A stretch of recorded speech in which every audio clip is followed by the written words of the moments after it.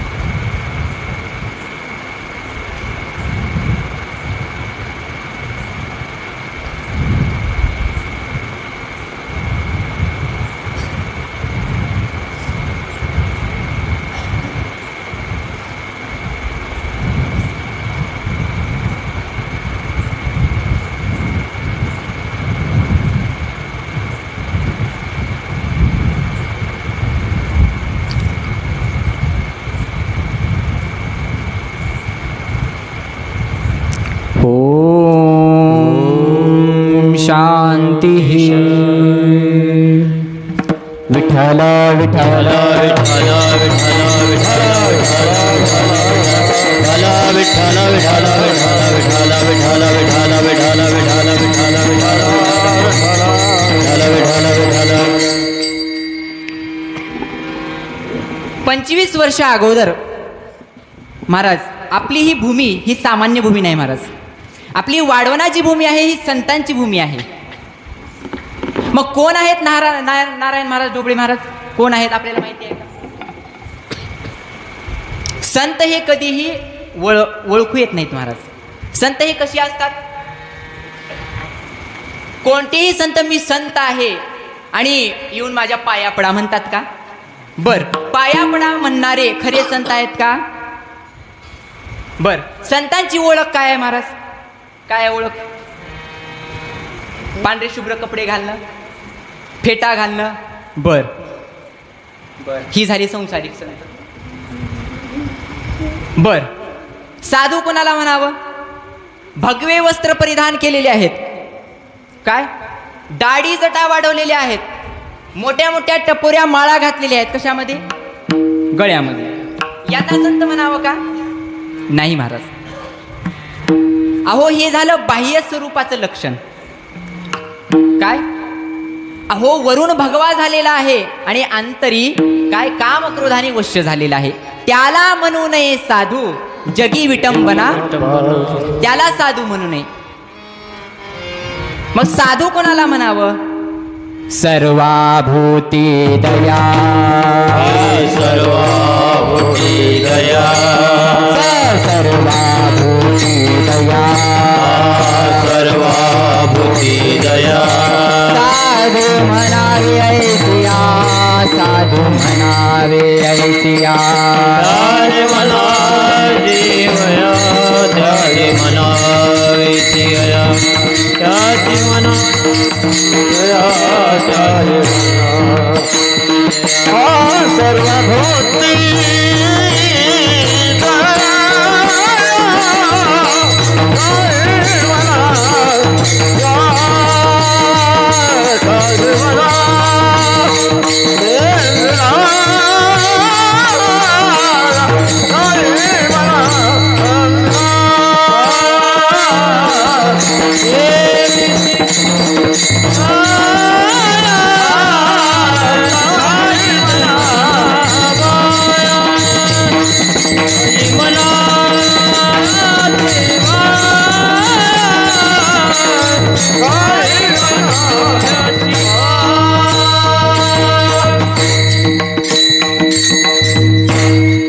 एकनाथ महाराज साधूचं लक्षण सांगतात महाराज.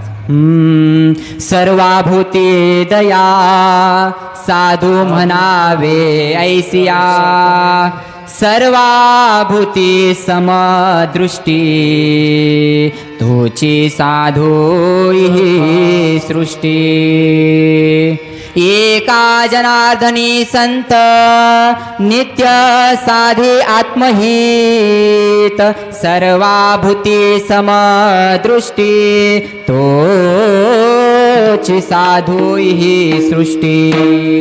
या पृथ्वी तलावरती या सृष्टीमध्ये साधू तोच आहे ज्याला सर्व भूतांप्रती दया आहे. काय महाराज? जे का रंजले गांजले त्यासी म्हणे जो आपुले जे का रंजले गांजले त्यासी म्हणे जो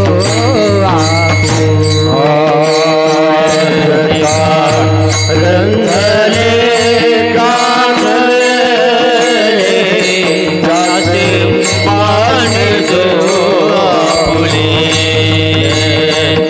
जे का रंगले गांगले जासे मान जो आपुले तोच पाथो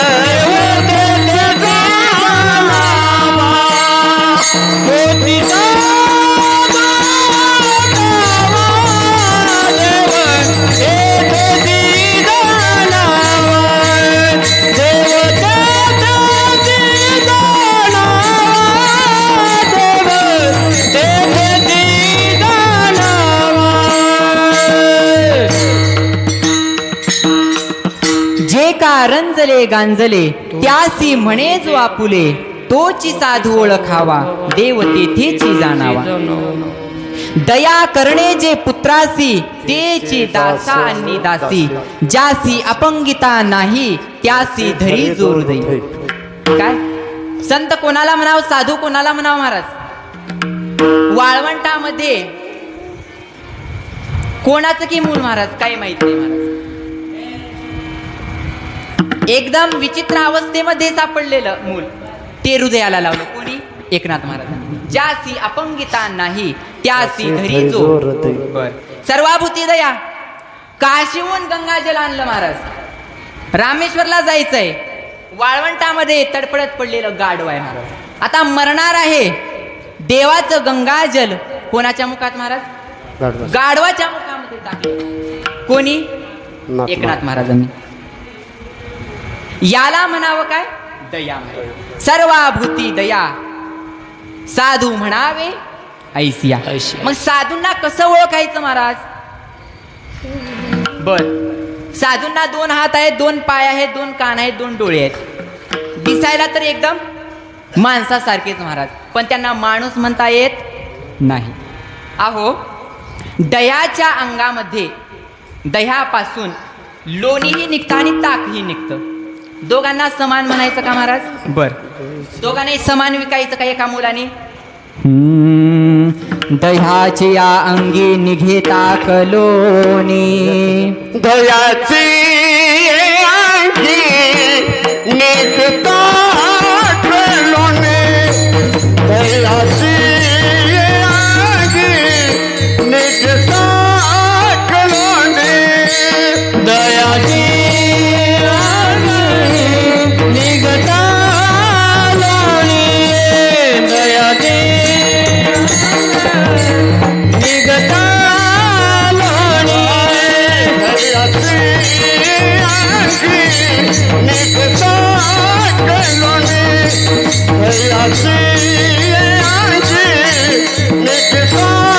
कलोने. दयाची अंगी निघता कलोने. दयाची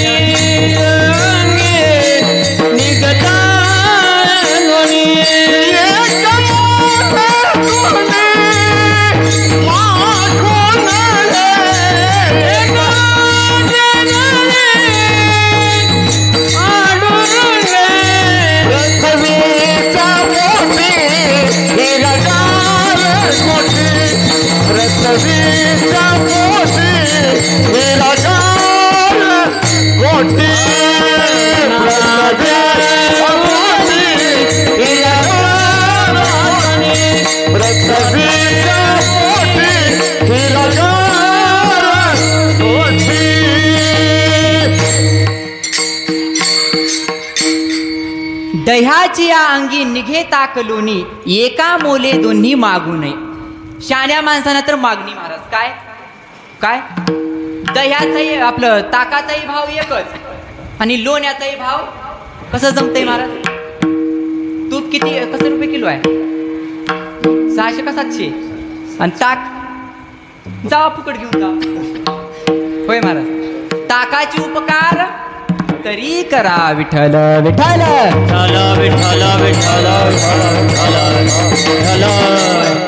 पृथ्वीची या पोटी हिरागार गोटी. दोहींची समसाठी करू नये. पृथ्वीच्या पोटामध्ये हिरेही सापडतात आणि गारगुटीही सापडतात महाराज. दोघांना समान पाहायचं का? नाही. बर, आकाशाच्या पोटी चंद्र तारांगणे. आकाशामध्ये चंद्रही आहे आणि तारेही आहेत. दोघांना समान पाहायचं का? तारे लहान आहेत, चंद्र मोठा आहे.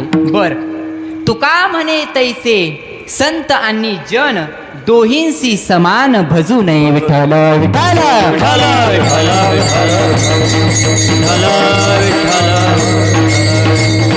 आणि तुम्हाला जर साधू ओळखता आला, तुमचं काम झालं महाराज. तुम्हाला तिथं देवच भेटला महाराज. मग देवाला इतरत्र शोधायची गरज नाही. मग आजच्या अभंगामध्ये तुकाराम महाराज काय मागतात देवाकडे? आजच्या प्रस्तुत अभंगामध्ये तुकाराम महाराजांनी भगवंताकडे मागणी केलेली आहे महाराज. मागणी. आता संतांची मागणी कशी आहे आणि आपली मागणी कशी आहे? संत काय मागतात आणि आपण काय मागतो? संत देवाकडे काहीही मागत नाही. हा संतांचा स्वभाव आहे. आणि देव मागणाऱ्याला कधीच देत नाही. आणि जो कधीच मागत नाही त्याला भरभरून दिल्याशिवाय राहत. हे दोघांचे स्वभाव महाराज. आणि स्वभाव हा असा गुण आहे महाराज. स्वभावाला औषध आहे का? नाही महाराज. जित्याची चाल मिळाल्याशिवाय जात. आता आपली वेगवेगळी प्रकारची स्वभाव आहे. देवाचा स्वभाव वेगळा, संतांचा स्वभाव वेगळा आणि तुमच्या आमच्यासारखे सामान्य माणसांचा स्वभाव वेगळा. आता स्वभाव महाराज तसा स्वभाव जात नाही.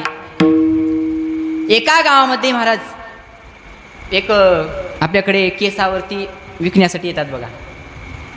सुया घ्या, बिबे घ्या, फुगा. काय?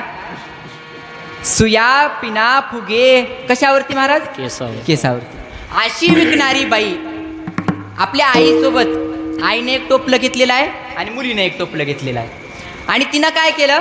आई वरच्या गावामध्ये गेली आणि मुलगी खालच्या गावामध्ये. काय? केसावरती वस्तू विकण्यासाठी. तिथं गेल्यानंतर त्या साम्राज्याचा जो राजा होता तो घोड्यावरती बसून त्या आपल्या साम्राज्याची सैर करत होता, पाहणी करत होता. आणि ती जी मुलगी होती महाराज इतकी सुंदर पण गरिबी महाराज. काय? जसं एखाद्या उकंड्यावरती तुळशीचं झाड उगावं तसं महाराज. काय? दिसायला इतकी सुंदर पण गरीब घरची होती. आणि तिला पाहिल्याबरोबर राजाला ती काय मुलगी आवडली. आता राजाला मुलगी आवडल्यानंतर त्याला वाटलं की हिच्यापेक्षा अजून सुंदर मला मुलगी मिळणार नाही. त्याचं लग्न व्हायचं होतं महाराज.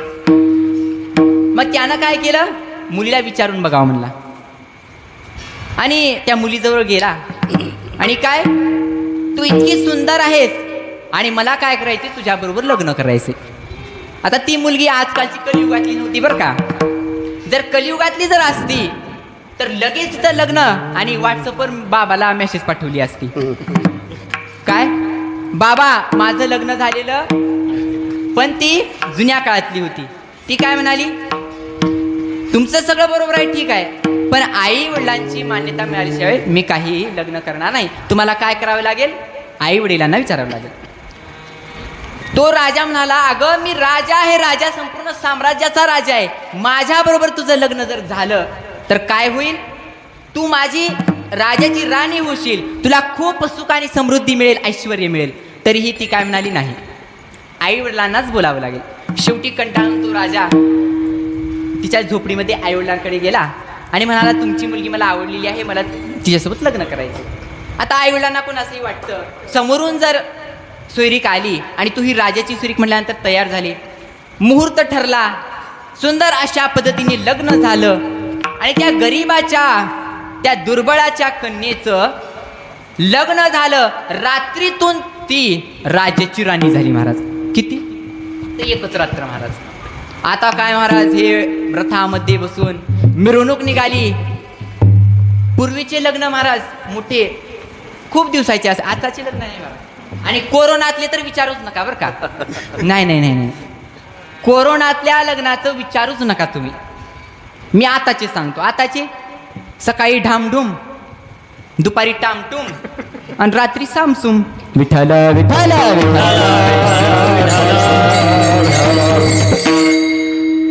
पूर्वीचे खूप दिवसाचे लग्न असायचे, 5-5 दिवसाचे, 7-7 दिवसाचे लग्न असायचे. मग लग्न झालं, रात्रीतून राणी झाली आणि एके दिवशी सत्यनारायणाचा कार्यक्रम ठरला. आणि सत्यनारायणाच्या दिवसामध्ये पूजा झाली आणि त्या राजाच्या बहिणीनं काय केलं, आणि वहिनीला नाव घ्यावं लागेल म्हणली. काय काय? नाव नाव नाव, उखाना उखाना. तिकडं मागे नाव म्हणजे कळतं का? नवऱ्याचं नाव, नवऱ्याचं. आता गरीब घरची होती, मोठ्या माणसामध्ये बसून सवय नव्हती, काहीच तिचा व्यवहार काही माहीत नव्हता, लाजली थोडंसं. नाही नाही, मी नाव नाही घेणार म्हणली. आता ती ननंदच महाराज. नाही नाही नाही, असं कसं नाव घेत नाहीस? आता ननंदचा जाब महाराज. आता ती घाबरली पोरगी आणि ठीक आहे म्हणली, नाव घेते म्हणली. आता मला सांगा, ती कोण आहे? राजाची राणी आहे.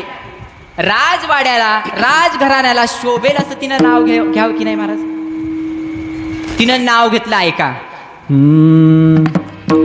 गरम गरम दूध मोमोसाय, गरम गरम दूध मोमोसाय, राजाची राणी नाव घेते, भाकर वाढ गे माय.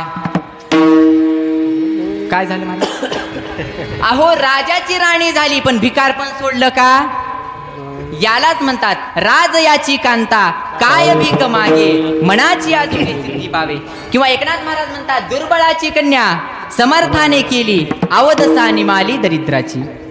हा झाला तिचा स्वभाव गुण महाराज. तुका म्हणे स्वभाव कर्म, काही केल्या न सुटे धर्म. तिचा स्वभाव काय होता महाराज? रोज ह्या गावातून त्या गावामध्ये कुठं भाकर वाढायची, म्हणजे पोट भरण्यासाठी ती फिरणारी, मग तिथं राजाची राणी झाली, भिकार पण सोडलं का नाही विठ्ठल विठ्ठल विठ्ठल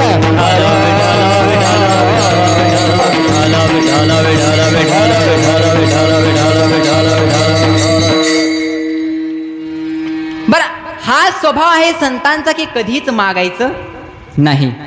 अहो तुकाराम महाराजांचं सोडा, तुकाराम महाराज म्हणतात की माझ्या घराण्यामध्ये कधीही कोणीही कोणाला मागितलेले नाही. ही परंपरा विश्वंभर बाबापासूनची आहे. तुकाराम महाराजांच्या 8व्या पिढी अगोदर मूळ पुरुष जे आहे ते विश्वंभर बाबा आहेत. त्यांनी वारकरी संप्रदायाचा त्यांच्या घराण्यामध्ये पाया रोवून दिलेला आहे. आषाढी कार्तिकी पंढरीची वारी, आणि ही परंपरा बोल्लोबांकडे आली, म्हणजे तुकाराम महाराजांच्या वडिलांकडे आली.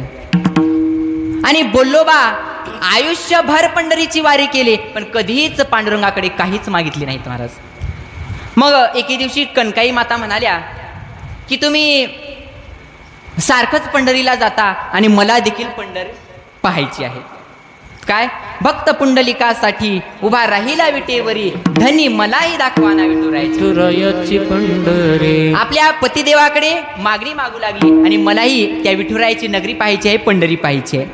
कनकाई मातेने हट्ट केला आणि हट्टा शेवटी बोल्लोबांनी काय केलं, कनकाई मातेला घेऊन पंढरीला गेले. आणि पंढरपूरमध्ये गेल्यानंतर तिथं असं झालं, अगोदर बोल्लोबांनी दर्शन घेतलं. बोल्लोबा जेव्हा गाभाऱ्यामध्ये जातात तेव्हा पांडुरंग परमात्मेची मान खाली आहे महाराज, झुकलेली आहे. कोणासमोर? बोल्लोबांसमोर. कारण त्यांच्या घराण्यामध्ये इतकी भक्ती झालेली आहे, पण कधीच मागितलेलं नाही. संपूर्ण घराण्याचं ओझं माझ्या डोक्यावर आहे म्हणले. कोण? पांडुरंग परमात्मा म्हणाले, बोल्लोबा काहीतरी मागा, माझ्या डोक्यावरचं ओझं कमी करा, काहीतरी मागा, तुमचं ऋण आहे माझ्यावरती. कारण भक्ती केल्यानंतर देव महाराज उगाच कोणाला देत नाही, घेतो तेव्हा देतो. अगोदर घेतो, काय घेतो? आपला निस्सीम भाव घेतो आणि त्याला मग त्याचे कोड पुरवतो. मान झुकलेली आहे. बोल्लोबा म्हणतात नाही, तुला ओझं झालं तरी चालेल, पण मी काही मागणार नाही. बाहेर आले, कनकाई मातामध्ये गेले. आता कनकाई मातेच्या समोर देखील भगवंताची मान खाली झुकलेली आहे. आता कनकाई मातेच्या डोळ्यातून अश्रू व्हायला लागले. घराण्यामध्ये इतकी भक्ती झाली, पण एक दुःख आहे. कशाचं दुःख आहे? पोटी संतान नाही.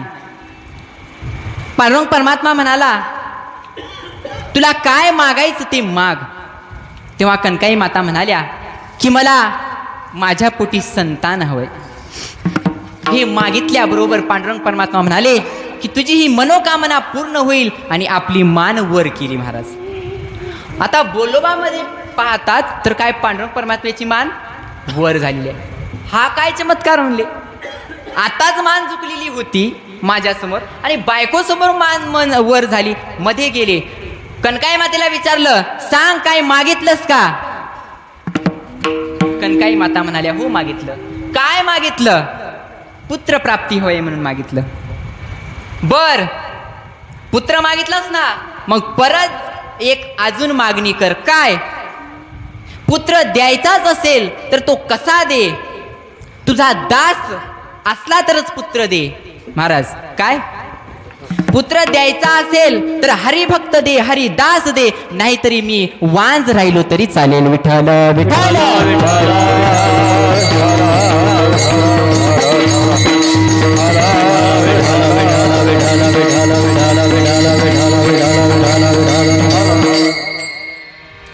आणि अशा बोल्लोबांच्या पोटी 3 रत्न जन्माला आले, सावजी, तुकाराम महाराज आणि बोल्लोबा महाराज.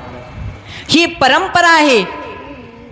अनेकदा भगवंतांनी तुकाराम महाराजांना मागा म्हणून विनंती केली, पण तुकाराम महाराज भगवंताला काय म्हणतात, अरे माझ्या वाडवडिलांनी कधी मागितलं नाही चुकून, मग मला मागण्याचा अधिकार आहे का? माझ्या वडिलांची मिरासिगा देवा, तुझी चरण सेवा पांडुरंगा. काय? माझ्या वडिलांची मिरासी आहे, कधीच काही कोणाला मागायचं नाही. काही मागणे हे आम्हा अनुचित, वडिलांची रीत जाणत असो. काय आमची रीत आहे? काय आमच्या घराण्यामध्ये विश्वंभर बाबा पासून कोणी कोणाला मागितलं नाही, म्हणून मी देखील मागणार नाही. जेव्हा भगवंताने खूपच हट्ट केला तेव्हा तुकाराम महाराज म्हणतात की देवा खूपच तू म्हणत आहेस माग माग माग, मग द्यायचंच असेल तर तुला काय दे? हेचे दान दे गा देवा, हेचे दान दे गा देवा, तुझा विसरण व्हावा, तुझा विसरण व्हावा, तुझा विसरण व्हावा, तुझा विसरण व्हावा, तुझा विसरण व्हावा, तुझा विसरण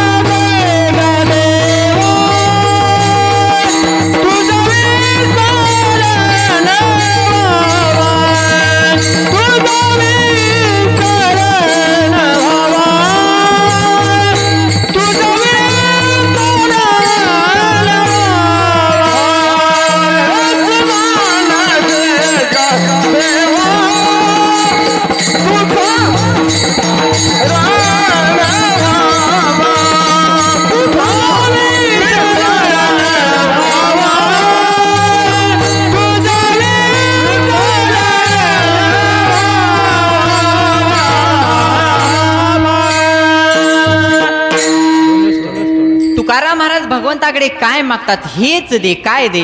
हेची दान दे गा देवा, तुझा विसरण व्हावा. माझ्या जीवनामध्ये कधीच तुझा विसर पडू नको महाराज. देवाकडे काय मागितलं? देवालाच मागितलं. गुण गायीन आवडी, हीची माझी सर्व जोडी. न लगे मुक्ती धन संपदा. तुकोबा, तुम्हाला धन पाहिजे का? न लगे. तुम्हाला मुक्ती पाहिजे का? न लगे. आम्हाला मुक्ती लागत नाही, आम्हाला धन लागत नाही, तर काय दे? संत संग देई सदा. आम्हाला काय? संतांचा सहवास दे, संतांची संगती दे. आणि त्याच्या पुढे मागतात तुका म्हणे गर्भवासी,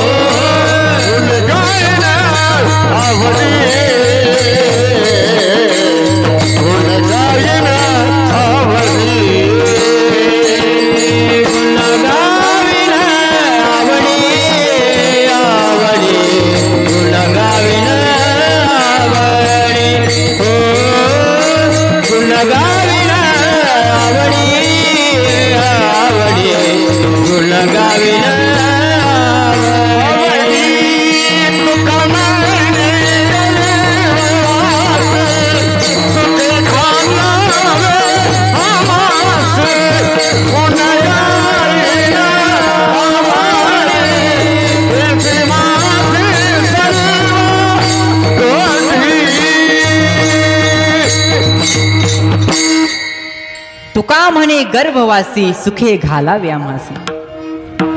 आम्हाला मोक्ष नको आहे देवा, आम्हाला परत परत जन्माला यायचं आहे. काय? मोक्ष पद तुच्छ केले या कारणे, आम्हा जन्म घेणे युगायुगी.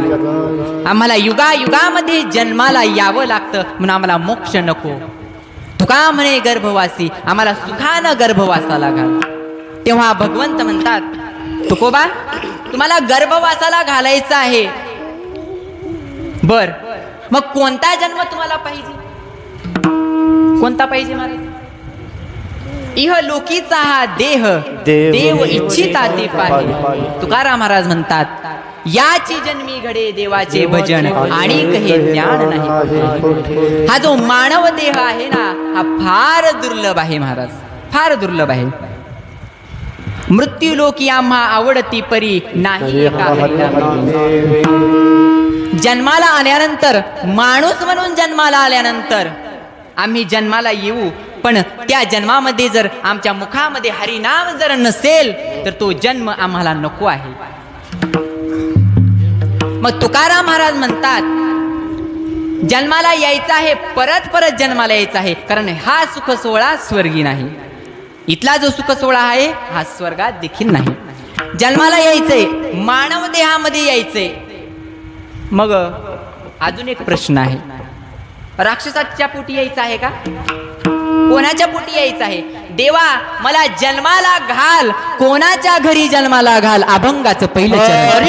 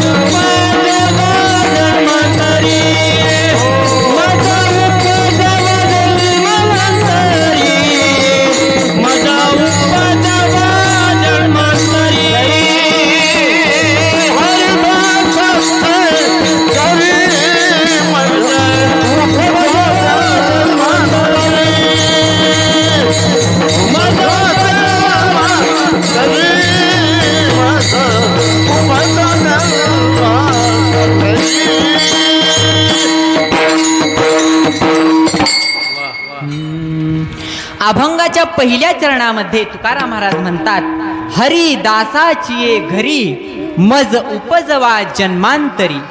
पुढच्या जन्मामध्ये मला जर जन्म जर तू देत असशील तर कुठं दे? हरिदासाच्या घरामध्ये. संतांच्या घराण्यामध्ये मला जन्म दे. का? संतांच्या घरामध्ये हरिदासाच्या घरामध्ये जन्म मिळाल्यानंतर काय होणार महाराज? शिकवावं लागणार नाही गळ्यामध्ये टाळ घालण्यासाठी, शिकवावं लागणार नाही माळ घालण्यासाठी, शिकवावं लागणार नाही हरिपाठामध्ये नाचण्यासाठी. हरिदासाच्या घरामध्ये जन्म मिळाला. जन्मल्या बरोबर गळ्यामध्ये काय? माळ महाराज. माळ कशाची माळ? तुळशीची माळ. आणि कसा याच्या घरामध्ये जन्माला आल्यास? खाटकाच्या घरात छुरी काय म्हणतात त्याला? हातामध्ये काय? ते कापायचं सुरी. सुरी हरिदासाच्या घरामध्ये जन्माला आल्यानंतर हातामध्ये टाळ आणि खाटकाच्या कसायाच्या घरामध्ये जन्माला आल्यानंतर हातामध्ये सुरी महाराज. हा फरक आहे. म्हणून तुकाराम महाराज म्हणतात, मला जन्माला घालायचं असेल तर हरिदासाच्या घरामध्ये जन्माला घाला. फरक असा आहे, बालपणापासूनच त्याला महाराज वळण लागतं. बालपणापासूनच घराण्यामध्ये तुकाराम महाराज म्हणतात, मी जे काही आजपर्यंत घडलेलो आहे, आजपर्यंत माझ्या मध्ये जेवढी काही भक्ती आहे ती कोणामुळे आहे? माझ्या वाडवडिलांमुळे आहे. का? परंपरा फार महत्वाची आहे महाराज. मर्यादा, परंपरा, रीत फार महत्वाची आहे. तुकाराम महाराजांच्या घरामध्ये 8व्या पिढी अगोदर पासून पंढरीची वारी होती. विश्वंभर बाबांनी घरामध्ये देऊळ उभारलं होतं महाराज. त्यांना स्वयंभू विठ्ठल रुक्मिणीची मूर्ती सापडली होती देहूमध्ये. आज 3च ठिकाणी विठ्ठल रुक्मिणी स्वयंभू आहेत महाराज. एक पंढरपूर, दुसरं ठिकाण आहे देहू आणि तिसरं ठिकाण आहे पिंपळनेर महाराज, निळोबारायांचं. या 3च ठिकाणी भगवंताच्या स्वयंभू जागृत मूर्त्या आहेत. मग ती तुकाराम महाराजांच्या घराण्यामध्ये देवळामध्ये जी मूर्ती होती ती विश्वंभर बाबांना सापडलेली होती महाराज, आमराईमध्ये. त्यांच्या स्वप्नामध्ये दृष्टांत देऊन सांगितलेलं होतं, मी आमराईमध्ये तुळशीच्या बागेमध्ये आहे. आणि विश्वंभर बाबांनी जेव्हा ते खोदकाम केलं तेव्हा त्या 2 मूर्त्या सापडल्या. त्यांनी विधिवत त्यांची प्रतिष्ठापना केली आणि पुढच्या पिढीला काय मार्ग दाखवला महाराज. घेईन मी जन्म याजसाठी देवा, तुझी चरण सेवा साधावी. तुझी चरण सेवा साधण्यासाठीच पुन्हा पुन्हा मी जन्माला येईल. मग रोज तुकाराम महाराजांना काय त्या पांडुरंग परमात्म्याची सेवा करावी लागायची, त्या स्नान संध्या करावी लागायची, पूजा अर्चा करावी लागायची. तुकाराम महाराज अगोदर महाराज कट्टर संसारिक महाराज. मग इकडे परमार्थाकडे केव्हा वळाले? जेव्हा वडिलांचा आधार गेला, जीवनामध्ये एका पाठोपाठ दुःख आले, तेव्हा सत्याच्या शोधामध्ये निघाले आणि सांगितलं, आपला हा घराणा साधा नाही, आपला हा घराणा वारकरी घराणा आहे. या घराण्यामध्ये काय ती परंपरा जोपासलीच पाहिजे, समाजासाठी कार्य केलंच पाहिजे, धर्मासाठी कार्य केलंच पाहिजे. तेव्हा तुकाराम महाराजांनी काय संसाराला मागेच टाकलं. गळ्यामध्ये विणा, हातामध्ये चिपळ्या आणि परमार्थाला लागले महाराज. जेव्हा तुकाराम महाराज एकाच्या घरी, एकाच्या शेतामध्ये राखायला गेले महाराज ज्वारी, तेव्हा भजनामध्ये इतकी विदेही दशेला प्राप्त झाले, संपूर्ण पक्ष्यांनी ते खाऊन घेतलं. त्या शेतकऱ्याने तुकाराम महाराजांना मारलं. मारून देखील जे होणार होतं त्याच्यापेक्षा 5 पट धान्य तिथं झालं, पक्ष्यांनी खाऊन देखील. आणि तो आलेला मोबदला जो आला त्या धान्यापासून तुकाराम महाराजांनी काय केलं, जे जीर्ण झालेलं आपलं देऊळ होतं आपल्या वाडवडिलांचं, त्या देवळाचं काय केलं महाराज, जीर्णोद्धार केला, नवीन मंदिर बांधलं. याला म्हणतात परंपरा जोपासणं. मग आपण काय करत आहोत संतांच्या घराण्यामध्ये जन्माला येऊन महाराज? आपण काय करत आहोत संतांच्या गावामध्ये जन्माला येऊन? याचा विचार केला पाहिजे माणसाने. का? अहो आता वडिलांची रीत जाणत असो, मागे वडिलांनी जे काही केलं ते पुढं चालू ठेवलं पाहिजे माणसांनी. मार्ग दावून गेले आधी, मार्ग दावून